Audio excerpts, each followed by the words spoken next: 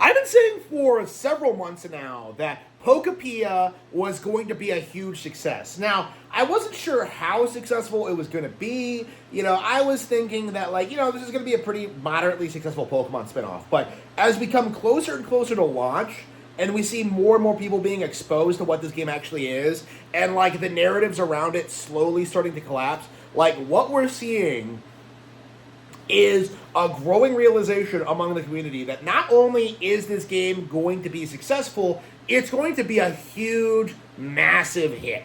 Okay, I feel like a lot of people got in their heads that this would be the mystery dungeon thing, where it'd be very, very beloved with fans, but despised by critics.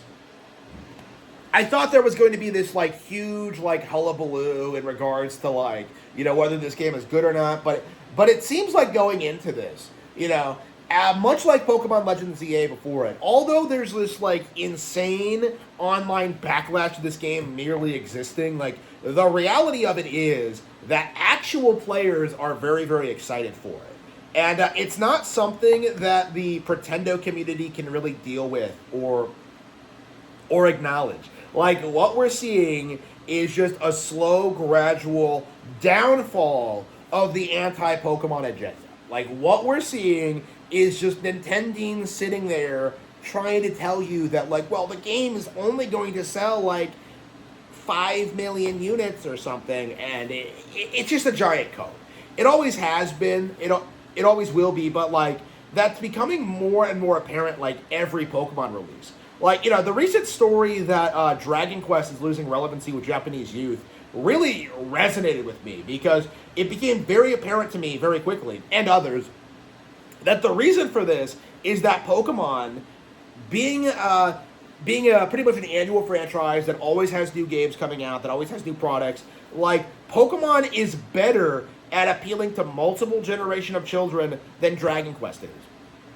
Because Pokemon has been able to, establish a formula that is simple enough to draw in kids, get them hooked, get them playing Pokemon for generations, and then, kind of passing it on to their kids, right? Pokemon just has this, impeccable business model that I think a lot of people in the community just don't really understand.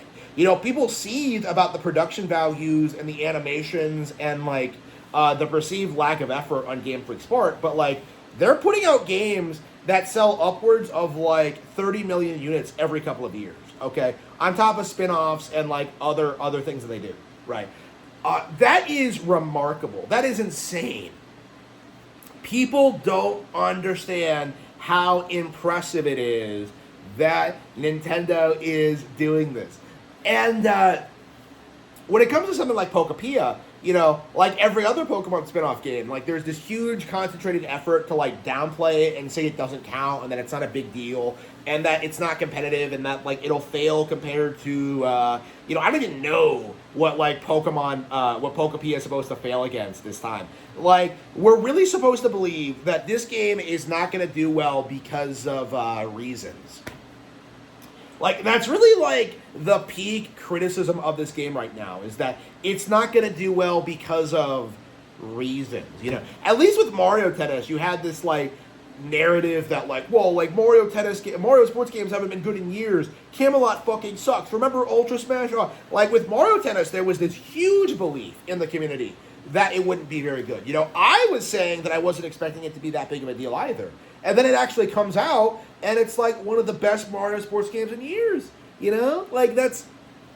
Again, this is kind of what I like to call, an example of the new Super Mario Bros. Phenomenon, in which the community downplays and despises certain Nintendo series so much that they kind of, by staying the exact same, they eventually, circle around and become successful. We've seen this a couple of times with games like Wii Sports, with games like New Super Mario Bros., 2D Mario, and we're seeing it now with Pokemon, right? This is the reality when it comes to these franchises that are just downplayed by the masses, is that eventually, actual players discover how good they are, and then they start pushing back in a big way.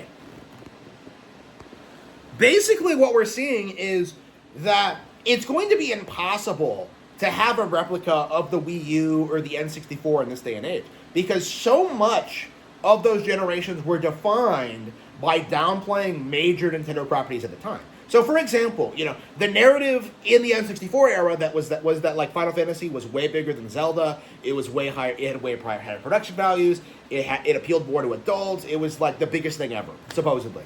Right? That was the narrative at the time. That was the generation in which Pokemon came out. Like Pokemon destroyed Final Fantasy immediately. And yet, like, there's always been this weird denial among the community that it was true. Like, people would rather make false equivalencies, compare, like, an RPG to a game that isn't an RPG, instead of comparing RPG to RPG. Instead of acknowledging that Pokemon was way bigger and more successful than Dragon Quest and Final Fantasy ever were. And to this day, 30 years later, there's still this very stubborn refusal to acknowledge it. Maybe with Dragon Quest, people are starting to acknowledge that Pokemon's bigger, but like, Final Fantasy, we have never seen the older demographic kneel and acknowledge that like Pokemon has mogged Final Fantasy VII. Like, that's just not something that they'll ever admit to. Even though that anybody under the age of 45, it's pretty self-apparent. It's just again, it's a very good example as to just how out of touch the anti-gaming Nintendo community actually is. They really seriously thought that Pokopia was going to struggle selling on Switch 2, when in actuality, this is probably going to be one of the bigger hits of the year. Maybe not the biggest hit. We don't know like what's coming out at the second half of the year, but like for the first 6 months, I think almost certainly this is the big game of 2026, the first half of 2026, and just the community's refusal to acknowledge that has been very, very, very interesting. Like, and it's going to fall apart in a big way once this game actually comes out.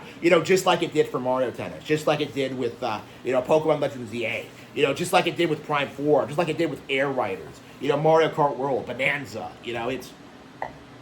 it's becoming harder and harder to make Nintendine content when, like, everything Nintendo does turns to gold. The Virtual Boy is like a bestseller right now. Like, you know how insane that is? That the Virtual Boy is outselling like most VR headsets, and how it's like dominating like this industry. How it's probably already outsold the Steam Deck. Like, that is insane to me. But that is a very strong indication of where things are going. It isn't possible for the gaming community to rally and downplay Nintendo games like they did in the 90s. Like, there's too many of them coming out.